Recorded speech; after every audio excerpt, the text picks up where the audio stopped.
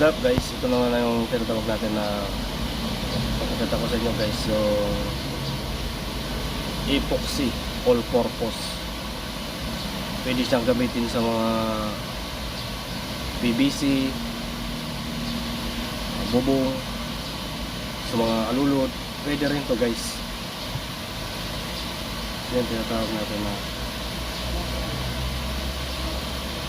epoxy.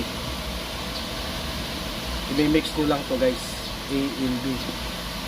Ito ay A. Ito naman yung B. Epoxy. All purpose na to guys.